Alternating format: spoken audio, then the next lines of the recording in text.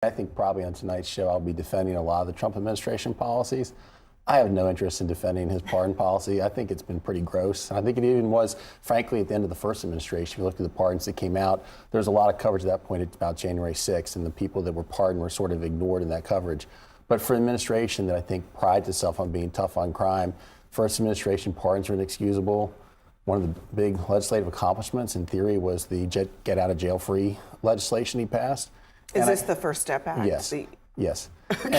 And then Right. and I think that now it's almost like he looked at what Biden did. I think that's what makes it difficult for Democrats to condemn it, is because of how gross Biden's pardons were. But it's almost like he saw what Biden did and said, "Hold my beer, and I'm going to show you even and go farther." I mean, okay, interestingly, I mean, I think you would get a lot of Democrats arguing the First Step Act was actually a good thing that Trump did in his a lot of first term. Democrats do argue that. But what he is doing now is not the First Step Act. Definitely. I think this is a larger pattern of Donald Trump selling out the little guy in favor of the big guy. If you don't have the resources, he'll send you to CCOT without due process. But if you have resources, you'll get out of jail for free, right? If you're a minor who works hard, he'll cut the program at HHS that takes care of minors while standing on stage and saying that he's for minors. Or he'll give a pardon to a reality TV star with resources instead of helping people who need a tax cut. This is just part of a larger trend with Donald Trump, who will always do things for the wealthy while also claiming he's for working class people, but doing absolutely nothing to back it up. As a matter of fact, undercutting them in the process. I just think like what these people represent, though, they're all sort of a part of the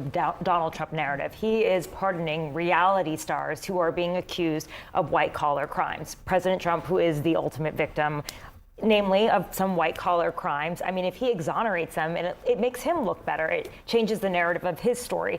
Tax evasion, these kind of crimes that aren't always as tangible. I don't know if they're all white collar crimes. I mean, the first big pardon group he did was pardoning the people who beat up police. No, but I mean, That's these people true. in particular. But they have also actually backed off of prosecuting white collar crimes. Right. I'm not just pardoning them. I mean, but there's that, and then there's also the MAGA of it all. The person who I was talking about who's in charge of the pardons, Ed Martin, who couldn't get confirmed as the DC attorney, now is in charge of pardons for whatever reason.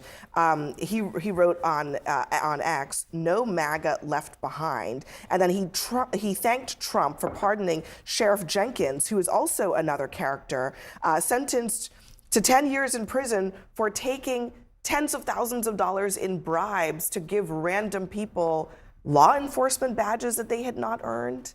Look, this is what the MAGA thing is all about, I guess. First Step Act, I think, was a good thing. I think we over-sentence too much in this country for non-violent crimes.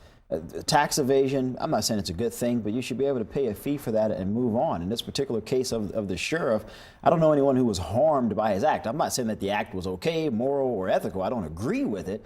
But should he be sentenced to 10 years any more than the Chrissies or the individual in Florida? Pay your fine and move on. This isn't a Ponzi scheme. They didn't murder anyone. They didn't rob anyone necessarily. I mean, they did. So rob I view this people. a little differently. I think that people would argue that when even white collar crimes is a form of cheating, and usually there are victims, there are people who are hurt by a Ponzi these scheme, just have to sure. be a But Abby, in the it's not case of just a Florida, the Ponzi gentleman scheme. actually paid back the $10 million that he owed, and the judge actually considered that, but decided to sentence him anyway. But okay, we always talk about deterrence in crime here, sure. right? Like, is there no role for deterrence in white collar crime? Look, I think the bottom line is this, Abby, is that he rewards loyalty, and it doesn't matter. We can sit here and litigate all these cases, like, where with the Chrisley family, should they have been jailed, or as long as they were, or should they have been prosecuted the way they were? We can argue this, as long as the day is long. But the ultimate thing is, if you are loyal to Donald Trump, he will repay you. And that is what we're seeing play out. And we're just at the beginning of this administration. And he's doing pardons. He's issuing pardons. Dan worked in the White House, issuing pardons far earlier than typical presidents do. I mean, you may see a couple pardons sprinkled traditionally among presidencies, but most of them come at the end because it is so politically perilous. But Donald Trump says maybe he'll run for re-election, which of course he's not allowed to do by law. But I think he's looking at this as, I'm getting payback, and I'm going to reward people who have been loyal to me no matter what. And the Culpeper sheriff is somebody, Virginia is one of the few states that has a statewide election this year. Democrat nominee Abigail Spanberger jumped on that right away, and now the Republican ticket's going to have to defend it. I mean, I'm thinking still about what Chair Michael just said. I mean, in a way, Trump is agreeing with you that white collar crime is not really crime, and just in general. And then on top of that, if you layer praise for Trump, that's a good reason to get a pardon. What kind of message does that send in It this sends that what country? he did was not a serious crime. He was indicted for white-collar crime. How does President Trump send that message by then pardoning anyone who has a similar crime? But I think there's a distinct. he's a victim. I That's think what he's there's a trying to distinct say. difference from, again, someone who's running a Ponzi scheme versus someone who's committing tax evasion. I think someone who's committing a Ponzi scheme, they're literally harming people in real time. You should go to prison for that.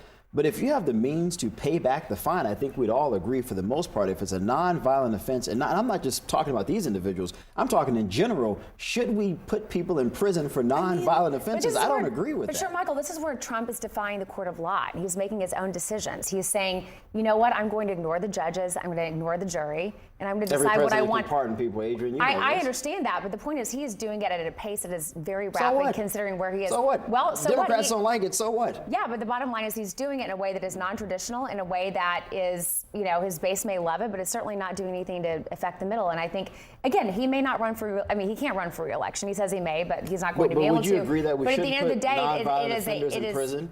Democrats typically advocate for No, that. I'm not Let me saying. ask- I think I it mean, depends on what the well, case I mean, is. But that's okay, why we there's agree this on sort of that. long. I'm fascinated by this because if someone, you know, went into a store, let's call it shoplifting.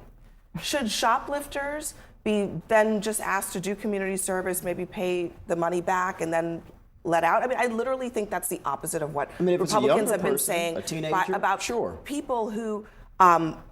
You know, I mean, I don't know what their motivations are, but some people might be shoplifting food, literally, to eat.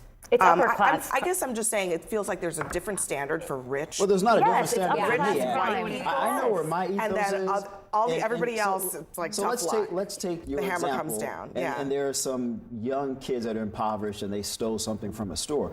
I don't want these kids' lives completely ruined by some ridiculous judge But that is sentencing not them the to Trump 12 platform. or 24 months I guess in what I'm prison. saying is that's That not Trump the, did that, that's by the way. not the Trump. That's not also law and advocated order, strongly for. right? That's not the law and order Yeah, platform exactly. that Donald Trump has been talking It's about. also a process. You can elect people to get laws off the books if you want. It's not something that I think you just decide we're going to have somebody granting broad pardons at the White House.